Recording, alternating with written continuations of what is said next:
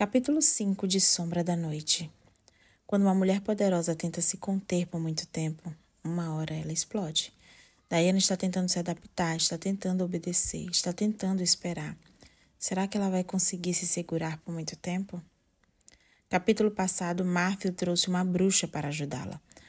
E o que era para ser um apoio virou uma ameaça. Diana, sem querer, mostrou mais do que devia.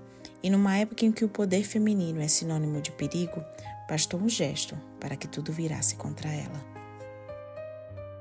Capítulo 5. Apesar das divergências filosóficas, os membros da escola da noite eram unânimes em um ponto.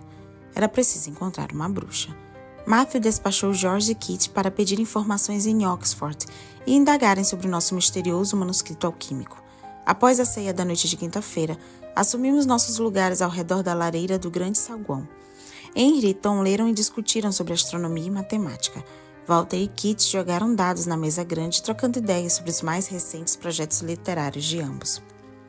Eu li em voz alta um exemplar de The Fair Kine de Walter, praticando a pronúncia enquanto o apreciava da mesma forma que apreciava a maioria dos romances elisabetanos.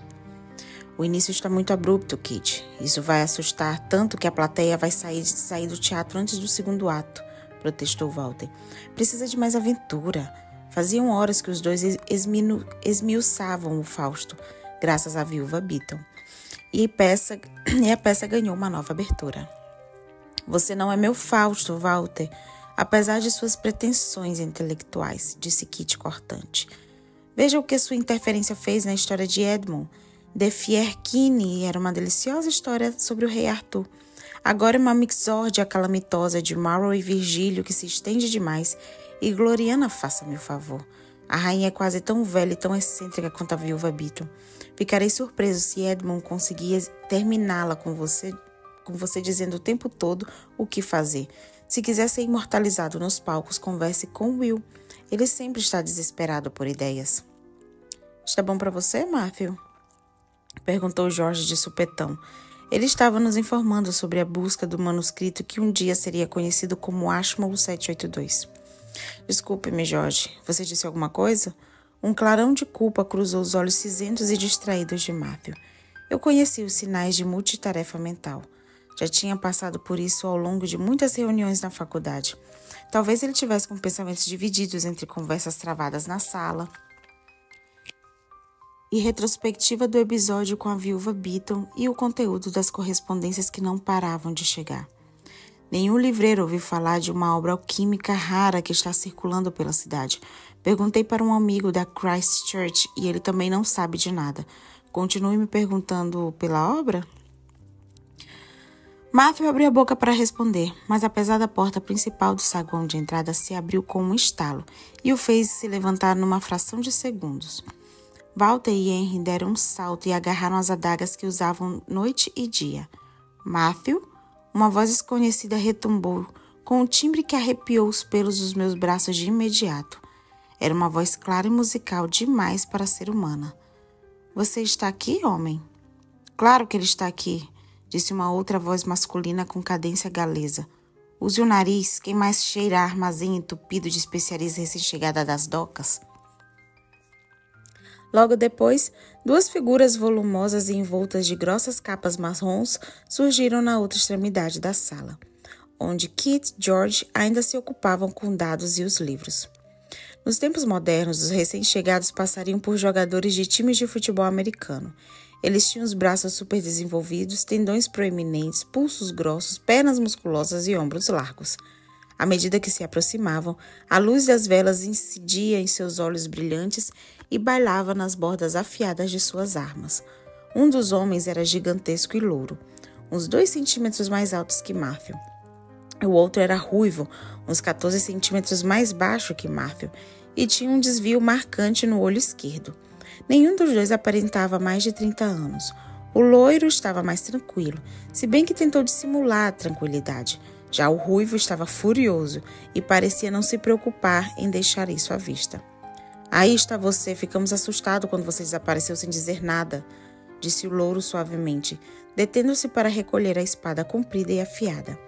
Walter e Henry também recolheram as armas quando reconheceram os homens. Gallowglass, o que está fazendo aqui? Perguntou Matthew para o guerreiro louro, com uma nota de atordoamento e curiosidade. Estamos à sua procura, é claro. Eu e Hancock estávamos com você no sábado. Glasgow estreitou os olhos azuis e frios quando se viu sem resposta. Parecia um viking à beira de uma matança. Em Chester. Chester. A expressão de Matthew se tornou de horror. Chester. Sim, Chester. Repetiu Hancock, o ruivo. Lançou um olhar raivoso, tirou as braçadeiras de couro encharcadas e jogou-as perto da lareira. Como não se reuniu conosco no domingo, conforme tínhamos combinado, investigamos o seu sumiço. Ficamos surpresos quando o dono da estalagem nos disse que você tinha partido, e não só porque tinha partido sem pagar a conta. Segundo ele, no momento você estava bebendo vinho, sentado perto da lareira, e no outro sumiu num piscar de olhos, relatou Gallowglass. É Gallowglass o nome dele, eu errei ali na frente. Enfim, a criada, aquela mocinha de cabelos pretos que não tirava os olhos de você, fez um escândalo. Insistiu em dizer que você tinha sido levado pelos fantasmas. Fechei os olhos, compreendendo tudo subitamente. O Matthew Roydon, que estava em Chester no século XVI, sumira no instante em que fora substituído pelo Matthew, que chegara onde estávamos na moderna Oxfordshire. Talvez depois que partíssemos, o Matthew do século XVI reaparecesse. O tempo não permitiria que os dois Matthews estivessem no mesmo lugar no mesmo momento. Não era o que pretendíamos, mas já tínhamos alterado a história. Era véspera de finados e a história dele fez algum sentido, admitiu Hancock, voltando-se para a própria capa. Sacudiu a água acumulada nas pregas e estendeu-as na cadeira mais próxima, onde exalou o odor de grama molhada e um ar invernal. Quem são esses homens, Matthew? Eu me aproximei para vê-los melhor. Ele se virou, me pegou pelos braços e me recolocou onde eu estava. São amigos, disse, mas o evidente esforço que fez para se recompor me deixou sem saber se estava dizendo a verdade. Muito bem, ela não é um fantasma. Hancock espiou por cima dos ombros de Matthew e minha carne congelou. Obviamente, Hancock e Gallowglass eram vampiros. Que outras criaturas teriam aquele olhar intenso e sangrento? E ela não é de Chester, disse Gallowglass pensativo. Ela sempre tem essa glam brilhante? Era uma palavra desconhecida, mas com um significado bem claro. Eu estava brilhando novamente. Isso só acontecia quando estava aborrecida ou concentrada em algum problema. Era uma das manifestações do poder das bruxas e os vampiros conseguiam detectar esse brilho pálido com seus olhos aguçados e sobrenaturais. Sentindo-me notada, coloquei-me atrás de Matthew. Isso não vai adiantar nada, mocinha. Nossos ouvidos são tão aguçados quanto os nossos olhos. Seu sangue está trinando como um pássaro. As sobrancelhas ruivas e espessas de Hancock se ergueram quando ele olhou de um modo ácido para o companheiro. A encrenca sempre viaja em companhia das mulheres. A encrenca não é boba. Se pudesse escolher, eu viajaria com uma mulher, não com você. O guerreiro louro se dirigiu para Matthew. Matthew, foi um dia longo e Hancock está com as nádegas doloridas e também faminto. Se não explicar para ele por que uma bruxa está na sua casa e rapidamente, não tenho grande esperança de que ela continue a salvo. Talvez isso tenha a ver com Berwick, disse Hancock, malditas bruxas sempre causando problemas. Berwick? Fiquei com o coração aos pulos. Reconheci a palavra. Um dos mais famosos julgamentos das bruxas nas Ilhas Britânicas estava ligado a essa palavra. Procurei as datas na memória. Seguramente o julgamento ocorrerá antes ou depois de 1590. Senão Matthew não teria escolhido esse ano para nossa jornada no tempo. Mas as palavras seguintes de Hancock avivaram a história e a cronologia em minha mente. Ou então algum novo negócio da congregação que Matthew vai querer que a gente resolva para ele. A congregação? Marrow apertou os olhos e olhou atentamente para Matthew. Isso é verdade?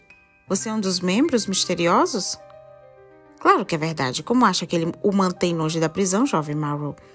Hancock vasculhou a sala com os olhos. Aqui tem alguma coisa para beber que não seja vinho? De Clermont, odeio essas frescuras francesas.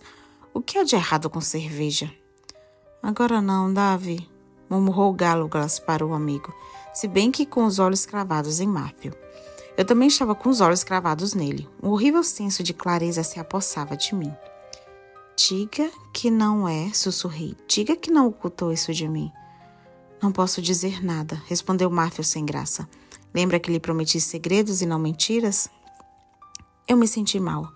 Em 1590, Matthew era um membro da congregação. E a congregação era nossa inimiga. E Berwick? Você me disse que eu não correria risco de ser pega numa caça às bruxas? Não seremos afetados por nada que aconteça em Berwick, garantiu Matthew. O que aconteceu em Berwick? Perguntou Walter inquieto. Antes de partirmos de Chester, recebemos algumas notícias da Escócia. Um grande grupo de bruxas reuniu-se numa cidade ao leste de Edinburgh, no dia dos finados, disse Hancock. Não cessam os falatórios sobre a tempestade que as bruxas dinamarquesas provocaram no verão passado e sobre os jatos de água do mar que previram a chegada de uma criatura com poderes extraordinários. Dezenas de pobres coitadas foram detidas pelas autoridades, acrescentou Gallowglass com os olhos azuis e árticos ainda cravados em Matthew. Na cidade de Keith, uma mulher sábia, a viúva Sampson, está nas masmorras do palácio de Holyrood, à espera do interrogatório do rei. Quem pode saber quantas se juntarão a ela antes desse negócio acabar? De tortura do rei, você quer dizer, resmungou Hancock. Segundo os rumores, acorrentaram a mulher à parede sem comida e bebida e a trancafiaram na máscara da infâmia para que não pudesse mais recitar encantamentos contra sua majestade. Sentei-me abruptamente. Essa é uma das acusadas, não é? Perguntou Gallowglass para Matthew. Se eu pudesse, também estaria de barganhar com bruxas. Segredos, não mentiras. Fez-se um longo silêncio. Diana é minha esposa, Gallowglass, disse Matthew por fim. Você nos abandonou em Chester por causa de uma mulher? Hancock pareceu horrorizado. Justo quando tínhamos um trabalho a fazer? Você tem uma infalível capacidade de pegar a ponta errada do bastão, Davy. Os olhos de Gallowglass se voltaram para mim. Sua esposa, disse ele cautelosamente. Então isso é um acordo legal para satisfazer a curiosidade dos humanos e justificar a presença dela aqui enquanto a congregação decide o futuro dela?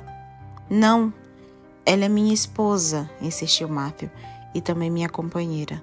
As características dos vampiros eram de formar casais quando estimulados por uma combinação instintiva de afeição, afinidade, desejo e química. E essa união só era quebrada pela morte. Os vampiros podiam se casar inúmeras vezes, mas a maioria só se casava uma vez. Gallowglass vociferou, mas foi praticamente abafado pela brincadeira do amigo. E sua santidade proclamou que a época dos milagres já passou, cantarolou Hancock. Finalmente, Matthew de Clermont se casou, mas para isso não poderia servir uma humana sossegada ou uma Worth bem educada, conhecedora do próprio lugar. Não para o nosso Matthew. E quando, enfim, ele decidiu se assentar com uma mulher, teve que ser com uma bruxa. E agora temos que nos preocupar com a boa gente de Woodstock. O que há de errado em Woodstock? Perguntei preocupada para Matthew. Nada, respondeu ele despreocupado. Mas o louro corpulento desviou a minha atenção. Outro dia uma velha entrou em convulsões lá no mercado. Ela jogou a culpa em você. Gallowglass me examinou de cabeça aos pés, como se tentando atinar como alguém tão desinteressante causara tamanha encrenca. A viúva Beaton, eu disse quase sem fôlego. A chegada de François Charles impediu que o diálogo se prolongasse. François trazia pão de gengibre e vinho temperado com especiarias para os sangue quentes. Kit, que jamais recusava uma amostra da adega de Matthew, e George, que estava com as feições esverdeadas após as revelações da noite. Serviram-se. Ambos pareciam espectadores de uma plateia à espera do início do próximo ato. Charles, que tinha a tarefa de servir os vampiros, trazia um delicado jarro com alças de prata e 3 longos copos de vidro. O conteúdo avermelhado dos copos era mais escuro e mais opaco que o vinho. Hancock deteve Charles no meio do caminho do chefe da casa. Estou mais carente de bebida que Matthew, disse enquanto estendia a mão para pegar um copo, fazendo Charles engolir em seco pela afronta. Depois de cheirar o conteúdo, Hancock pegou um dos copos. Faz 3 dias que eu estou sem sangue fresco. De Clermont, seu gosto pelas mulheres é bem estranho, mas ninguém pode criticar a sua hostilidade. Matthew assinou para que Charles servisse Gallowglass, que também estava sedento, e sorveu o líquido. Depois do último gole, limpou a boca com o dorso da mão. Bem, disse, sei que você está com a boca lacrada, mas me parece que é necessária alguma explicação sobre como entrou nessa. É melhor discutir isso em particular, disse Walter olhando para George e os dois demônios. O que é isso, Hayek? A voz de Hancock assumiu um tom de briga. De Clermont tem muito a responder, e a bruxa dele também, e seria melhor que essas respostas viessem dela. Nós cruzamos com um pastor no caminho. 2 cavaleiros de aparência próspera o acompanhavam. Pelo que ouvi, a parceira de Clermont terá 3 dias, pelo menos 5, corrigiu Gallowglass. Talvez 5, disse Hancock, inclinando a cabeça para o companheiro, antes de ser levada para o julgamento. 2 dias para arquitetar o que dizer para os magistrados e menos de meia hora para contar uma mentira convincente para o bom pai. É melhor que nos contem logo a verdade.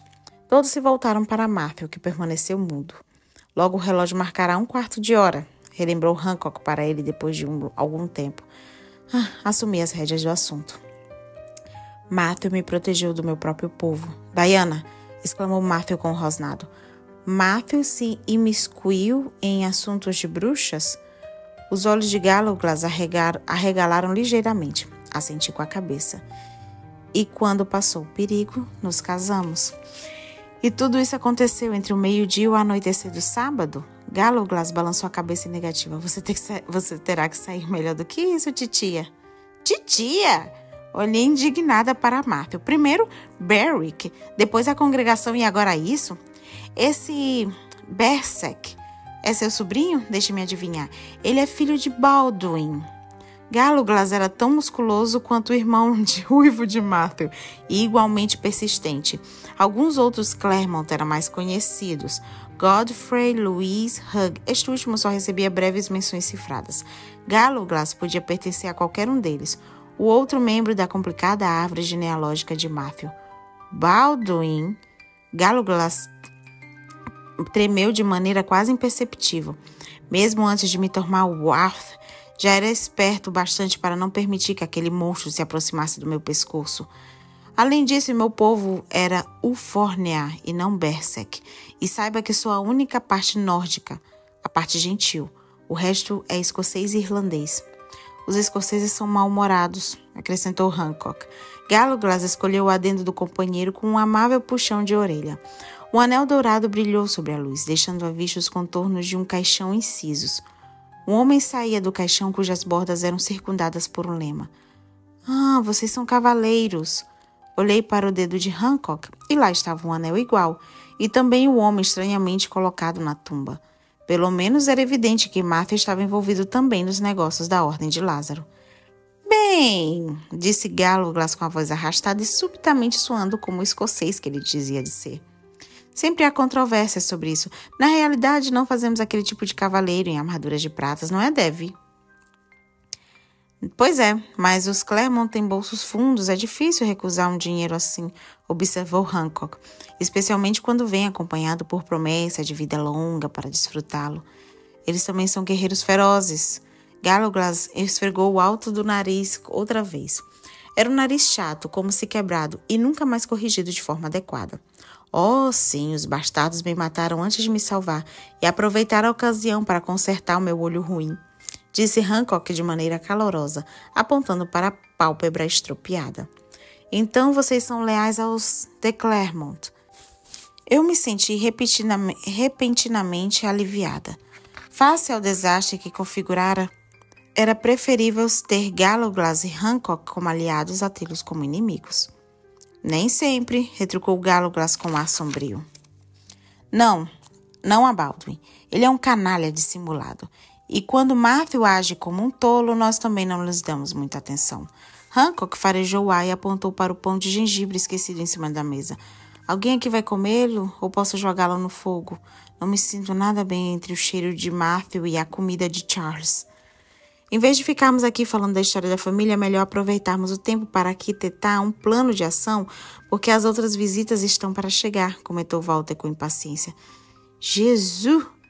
Não há mais tempo para arquitetar um plano, disse Hancock entusiasticamente. É melhor que Matthew e seu senhorio comecem a rezar, já que os homens de Deus, talvez ele escute. Já que são homens de Deus, talvez ele escute. Talvez a bruxa possa fugir voando pelos ares. murmurou Gallowglass, esfregando as duas mãos em rendição muda, quando Matthew fulminou com os olhos. Ora, isso ela não pode. Todos os olhos, eu sabia que Kit ia dar uma. Ai, que homem insuportável. Todos os olhos se voltaram para Marrow. Ela nem consegue conjurar uma barba para Matthew. Ai, homem, supera a barba. Que chato. Você despojou uma bruxa, violando todas as escrituras da congregação e ela é inútil? Impossível dizer. Impossível dizer se Gallowglass estava mais indignado que incrédulo. É fã ou é hater, Gallowglass? Garanto-lhe que uma esposa capaz de invocar tempestades ou provocar terríveis doenças na pele dos inimigos tem lá suas vantagens. Mas que utilidade tem uma bruxa incapaz de servir um barbeiro para o próprio marido?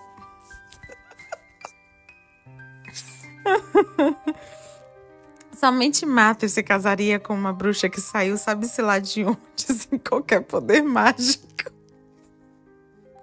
Diana, que humilhação, minha filha, que é isso? Que situação. Cochichou Hancock para Walter. Ai, gente. Ai, até engasguei. Calem a boca, todos vocês, explodiu Matthew. Não consigo pensar com todo esse falatório estúpido. Não é culpa de Diana. Eu não consigo, gente, peraí. Não é culpa de Diana que a viúva Beaton seja uma velha maledicente. Não é culpa de Diana não saber manipular e comandar a própria magia. Minha mulher foi amarrada magicamente. E existe uma razão para isso. Se alguém aqui nesta sala criticar a mim ou a ela, arrancar-lhe-ei o coração e devorarei tal como fazem as feras. Esse é o nosso senhor e mestre, disse Hancock com um brinde debochado. Por um momento eu temi que fosse você o enfeitiçado. Mas espere um pouco. Se ela está enfeitiçada, o que há de errado com ela? É perigosa, maluca, as duas coisas?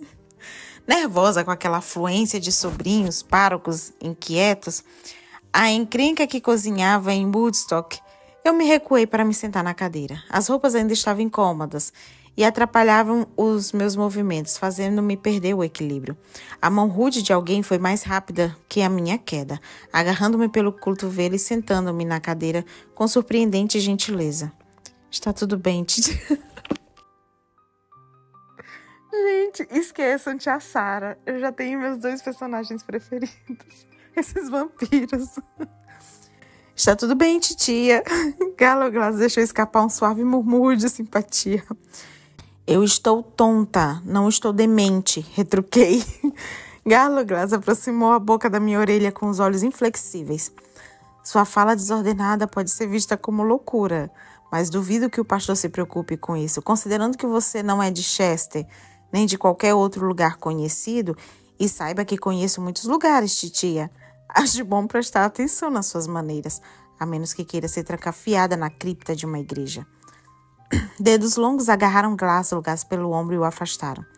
Se já terminou com a tentativa de aterrorizar minha esposa, uma tarefa inglória, lhe asseguro, é melhor que me fale sobre os homens que viu pelo caminho, disse Matthew com frieza. Eles estavam armados? Não. Depois de um longo e interessado olhar em minha direção, Gallowglass se voltou para o tio. E quem estava com o ministro? Matthew, como nós poderíamos saber? Os 3 eram sangue-quentes e não valiam um segundo de atenção. Um deles era gordo e grisalho, o outro tinha a estatura média e reclamava do tempo. Disse Gallowglass com impaciência. Bidwell, disseram Matthew e Walter ao mesmo tempo. É bem provável que Ifley esteja com ele, ressaltou Walter. Os 2 sempre estão reclamando das estradas, do barulho, das estalagens, da qualidade de cerveja. Quem é Ifley? Perguntei em voz alta.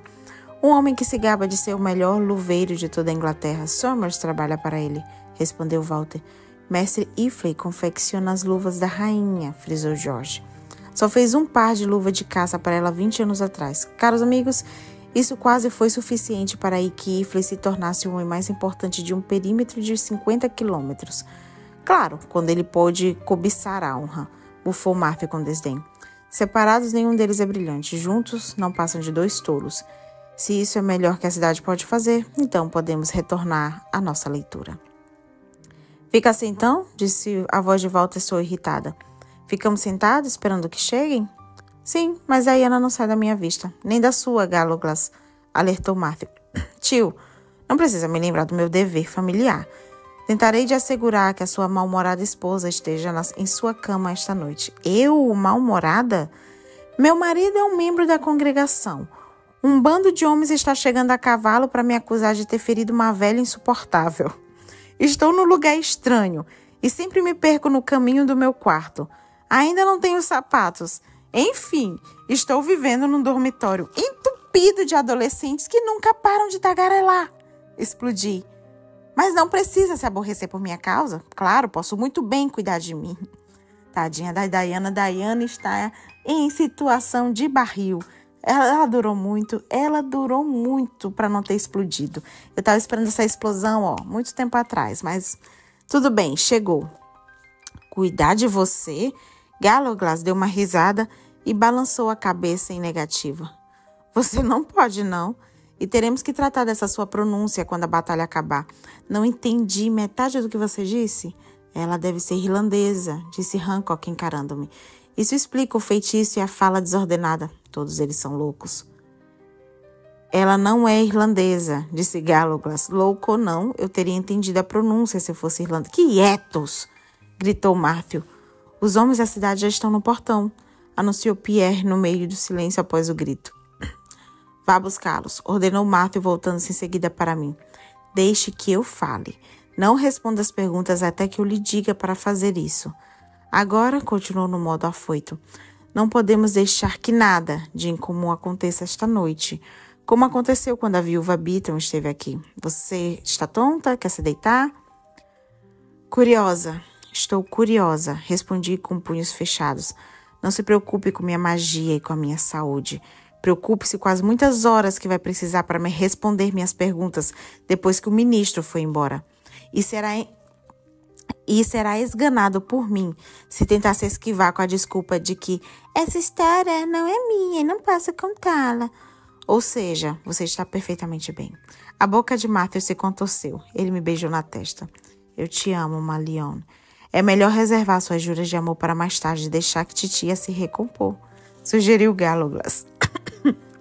Porque todo mundo se sente impelido a me dizer como agir com a minha própria esposa, retrucou Matthew. As rachaduras na compostura dele começaram a aparecer. Eu realmente não sei, disse Gallowglass com serenidade. Acho que ela lembra um pouco a vovó. Nós sempre damos conselhos a Philip sobre a melhor maneira de controlá-la. De manhã, de tarde, de noite, mas de nada servem. Aparentemente posicionados de maneira aleatória na sala, eles formavam um funil humano. Largo à entrada da sala e estreito nas profundidades da lareira, onde eu e Matthew nos posicionamos.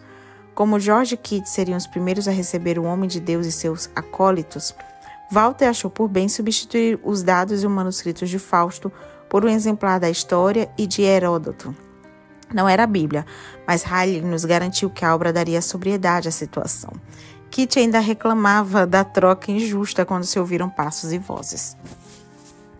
Pierre introduziu os 3 homens na sala. Um deles se parecia com um rapaz magricela que tirara as medidas dos meus sapatos e que me fora apresentado como Joseph Bidwell. Ele se assustou quando a porta se fechou e olhou angustiado para trás. E se assustou novamente quando se voltou os olhos remelentos para a frente e se deparou com o tamanho do grupo que o aguardava. Walter, que ocupava posição estratégica no meio da sala, junto com Hancock e Henry, ignorou o inquieto sapateiro e olhou com desdém para o homem que vestia um hábito religioso enlameado. — O que traz aqui esta noite, Sr. Danforth? Perguntou Riley. — Sir Walter. Danforth fez uma reverência, tirando a boina da cabeça e girando entre os dedos. Percebeu a presença do conde de Northumberland. — Milord, eu não sabia que o senhor estava entre nós. — O senhor está precisando de alguma coisa? Perguntou Matthew amavelmente. Continuou sentado e com as pernas esticadas em aparente relaxamento. — Ah, Mestre Roydon. Danforth fez uma reverência, dessa vez em nossa direção. Lançou um olhar curioso para mim e o medo o fez desviar os olhos para a própria boina. Nós não o temos visto na igreja da cidade. Bidwell achou que talvez o senhor estivesse indisposto. Bidwell sacolejou sobre os pés. As botas reclamaram, com um ruído abafado, e os pulmões dos homens se juntaram ao coro com chiados e tosse de cachorro. Uma gola murcha apertava-lhe a traqueia e trepidava toda vez que ele tentava tomar fôlego. O linho plissado era de qualidade inferior e a mancha gordurosa marrom perto do queixo sugeria que ele tinha se servido de um molho durante a ceia. Sim, fiquei doente em Chester, mas já estou bom, graças ao bom Deus e aos cuidados da minha esposa. Matthew se esticou e me pegou pela mão em devoção conjugal. O médico me recomendou que cortasse o cabelo para acabar com a febre, mas essa insistência de Diana com banhos frios é que fez a diferença. Esposa? Disse Danforth com fiapo de voz. A viúva Beaton não me contou. Não partilho minha privacidade com mulheres ignorantes, replicou Matthew em tom afiado. Bidwell espirrou. Matthew observou com um olhar preocupado e logo com um olhar complacente de entediamento. Naquela noite aprendi grandes lições sobre o meu marido, inclusive o fato de que era surpreendentemente bom ator. Ora, claro, vocês estão aqui para pedir que Diana cure Bidwell, murmurou Matthew com ar de arrependimento. Circulam tantos boatos. A notícia da habilidade da minha mulher já se espalharam? Naquela época, o conhecimento medicinal se aproximava perigosamente ao folclore das bruxas. Será que Matthew estava tentando me colocar em apuros? Bidwell fez menção em responder, mas só conseguiu balbuciar alguma coisa e balançar a cabeça negativa. Se não vieram aqui por motivos médicos, então vieram para entregar os sapatos de Diana. Matthew me olhou com ar de apaixonado e se voltou para o ministro. Sr. Danforth, como certamente já deve ter ouvido por aí, os pertences da minha esposa se perderam durante a nossa viagem. Bidwell, eu sei que você é um homem ocupado, mas espero que pelo menos tenha terminado os tamancos. Diana está determinada a ir à igreja essa semana e o caminho até a sacristia sempre está encharcado. Alguém realmente precisa tomar alguma providência. À medida que Matthew falava, o peito de Ifley inflava indignação, até que ele não conseguiu mais conter. Bidwell trouxe os sapatos que já foram pagos pelo senhor, mas não estamos aqui com garantia dos serviços para sua esposa, nem para brincar com tamancos e bolsas. Ifley jogou a capa ao redor dos quadris na tentativa de aparentar dignidade, mas a lã molhada, o nariz pontudo e os olhinhos redondos acentuaram ainda mais a semelhança que ele tinha com um rato encharcado. Diga para ela, Sr. Danforth. Aparentemente, o reverendo Danforth preferia tostar no inferno a estar naquela casa para confrontar a esposa de Matthew Roydon. Siga adiante, fala para ela, exigiu Ifley. Fizeram denúncias. Isso foi bastante para que Walter, Henry e Hancock se colocassem à frente de Danforth. Sir, se o senhor está aqui para fazer acusações, direcione-as a mim ou aos companheiros dele, disse Walter em tom agudo. Ou a mim, George se intrometeu. Possuo uma boa formação em leis. Se bem, o clérigo emudeceu. A viúva Beaton caiu doente e o filho de Bidwell também, disse Ifley, terminando a continuar, embora Danforth estivesse à beira de um ataque de nervos. Não resta dúvida de que a mesma febre que me atingiu agora aflige o pai do garoto. Disse meu marido mansamente, entrelaçados nossos dedos com força. Gallowglass soltou um palavrão entre os dentes atrás de mim. Do que exatamente está acusando minha esposa, Ifley? A viúva Beaton recusou-se a participar nos negócios maléficos de sua esposa, e a Sra. Royd ameaçou infligir as juntas e a cabeça da viúva com dores. Meu filho perdeu a audição, reclamou Bidwell com a voz enrouquecida pelo catarro e a dor. Há badaladas constantes no ouvido dele, como se tivesse um sino lá dentro. A viúva Beaton disse que ele está enfeitiçado. Não, murmurei. O sangue drenou todo da minha cabeça. Gallowglass rapidamente apoiou-me pelos ombros, mantendo-me de pé. O termo enfeitiçado me precipitou em um abismo conhecido. Pelo temor que os humanos viessem a descobrir que eu descendia de Richard Bishop. Logo começariam os olhares curiosos, seguidos pelas suspeitas. A única reação possível seria voar. Eu tentei me desvencilhar, mas os dedos de Matthew apertaram meus dedos como uma pedra, enquanto Gallowglass me pressionava pelos ombros. Faz muito tempo que a viúva Beaton padece de reumatismo e volta e meia o filho de Bidwell padece de inflamações na garganta. Inflamações que às vezes causam dor e surdez. Esses males ocorrem antes da chegada da minha esposa a Woodstock. Matthew fez um gesto lento e desdenhoso com as mãos. A velha está com inveja dos dons de Diana e o jovem Joseph foi seduzido pela beleza dela e está com inveja de mim. Enfim, não são acusações, são ilações. Mestre Roydon, minha responsabilidade como homem de Deus é levá-la a sério. Andei lendo, o Sr. Danforth levou a mão ao manto negro e tirou de dentro um maço de papéis esfarrapados. Um maço com algumas poucas dezenas de folhas de papel amarradas rudemente por um barbante grosseiro. Eram fibras de papéis amaciadas pelo tempo e o uso, e as bordas desmanchadas e as páginas acinzentadas. Encontraram-me a certa distância e não conseguiu ler o título por cima da página, mas os 3 vampiros conseguiram. George também leu e empalideceu. Isso é parte do Malleus Maleficarum. Eu não sabia que dominava o latim a ponto de compreender uma obra tão difícil, Sr. Danforth, disse Matthew. Tratava-se do mais importante manual de caça às bruxas que já se produzia um dia.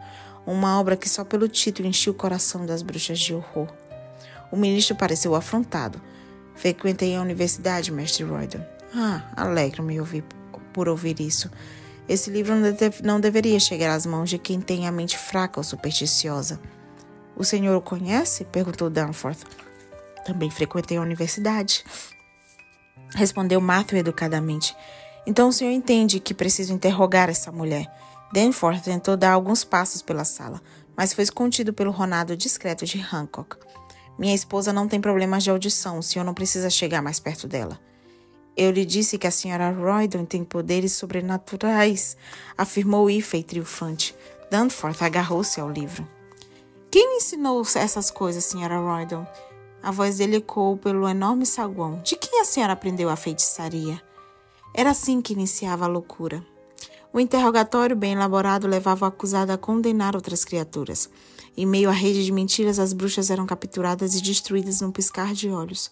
Meu povo era torturado e morto aos milhares graças a essas manobras. Negações borbulharam em minha garganta. Não. A única palavra que de Matthew escapou como um murmúrio gelado de advertência. Estão acontecendo coisas estranhas em Woodstock. Um veado branco cruzou o caminho da viúva Beaton, continuou Danforth. E ela sentiu a carne esfriar quando ele parou na estrada e observou.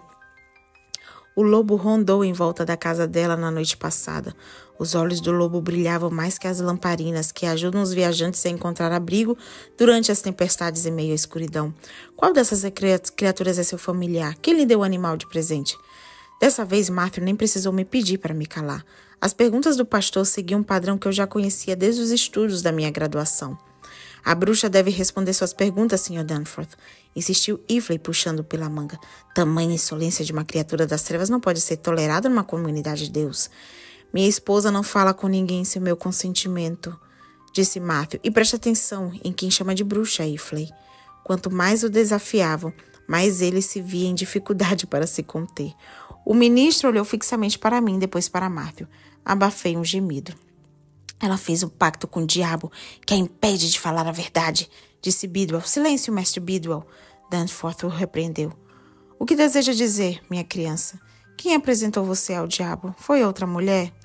Talvez um homem, disse Iffey entre os dentes.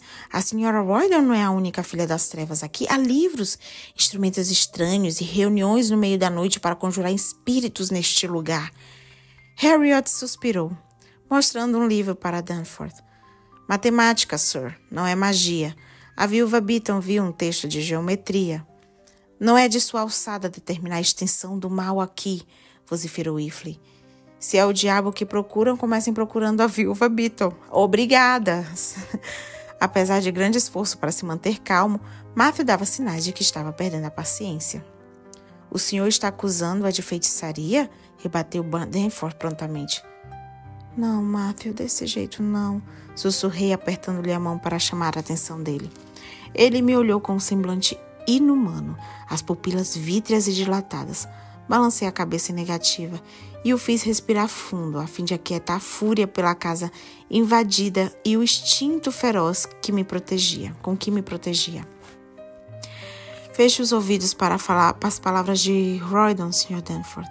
Talvez ele também seja um instrumento do diabo, disse Ifley. Matthew encarou a delegação. Se vocês têm motivos para acusar a minha esposa de alguma ofensa, encontrem o magistrado e façam isso. Do contrário, saiam daqui. Danforth, antes de retornar, reflita se uma aliança com Ifley e Bidwell é uma atitude sábia. Os três engoliram em seco. Vocês o ouviram, gritou Hancock. Fora! A justiça será feita, mestre Royden. A justiça de Deus, proclamou Danforth ao sair da sala. Quase a minha versão não resolve o problema primeiro, Danforth, prometeu Walter. Pierre e Charles se materializaram das sombras, abriram as portas e conduziram os assustados sangue-quentes para fora da sala. Lá fora soprava uma ventania. A ferocidade da repentina tempestade acirrou ainda mais as suspeitas daqueles homens em relação aos meus poderes sobrenaturais. Fora, fora, fora, fora, gritou uma voz insistente em minha cabeça. Fiquei inundada de adrenalina pelo pânico. Eu estava reduzida à condição de presa outra vez. Gallowglass e Hancock desviaram os olhos para mim, intrigados com o aroma que exalava pelos meus poros. Fiquem onde estão, disse Matthew para os vampiros, agachando-se à minha frente. São os instintos de Diana impelindo-a a fugir. Ela ficará bem em instantes. Isso nunca vai ter fim. Viemos em busca de ajuda, Matthew, mas continuo sendo caçada. Mordi o lábio. Não há nada a temer. Danforth e Ifley pensaram 2 vezes antes de causarem mais encrenca. Disse Matthew com firmeza, segurando as minhas mãos. Ninguém me quer como inimigo, nem outras criaturas, nem os humanos. Entendo por que as criaturas o temem. Como membro da congregação, você tem o poder de destruí-las, ou pior, de deixá-las expostas para os humanos.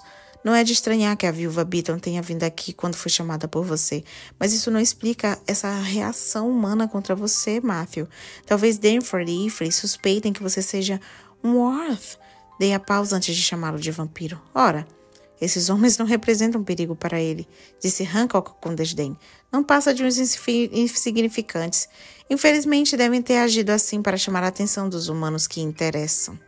Ignore-o, disse-me Matthew. Que humanos? Sussurrei.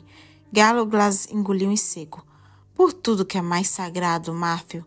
Já vi você fazer coisas horríveis, mas como pôde esconder isso da sua esposa? Matthew olhou para o fogo. E quando finalmente se voltou para mim, o fez com um olhar de arrependimento. Matthew? Eu disse. O nó que apertava no meu estômago desde a chegada do primeiro lote de correspondência apertou mais forte. Eles não acham que eu sou vampiro. Eles sabem que eu sou um espião.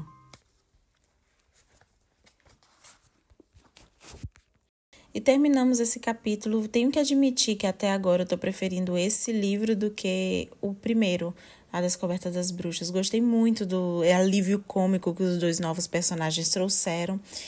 E o que mais me pegou nesse capítulo foi a traição silenciosa da bruxa véia, sabe? Eu tenho pra mim que desde o momento que ela pisou lá na casa do Matthew e da Diana, ela sentiu o poder de Diana. E mesmo ela também sendo uma bruxa, ela escolheu ir por trás e perseguir a pobre da nossa bruxinha preferida. E trazendo um pouco de reflexão para o nosso mundo real, cara, isso é muito comum. E é muito doloroso ver quem está no nosso barco, que passa pelas mesmas coisas que a gente, pelas mesmas situações. Em vez da gente se proteger e se unir para, vencer as adversidades, o povo faz puxar o nosso tapete. É muito assustador isso, né?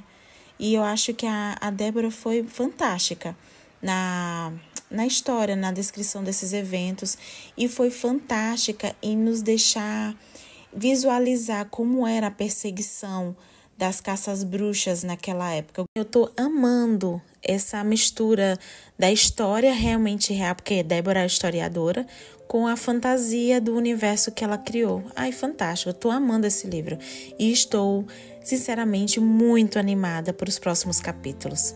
E imagina, gente, o que vem pela frente. Então, se você está gostando dessa leitura, deixe o seu like, se inscreva no canal e ative as notificações. Esse clube do livro ainda vai render muita conversa boa. E se você perdeu algum capítulo, a playlist está aqui na descrição. Até o próximo vídeo.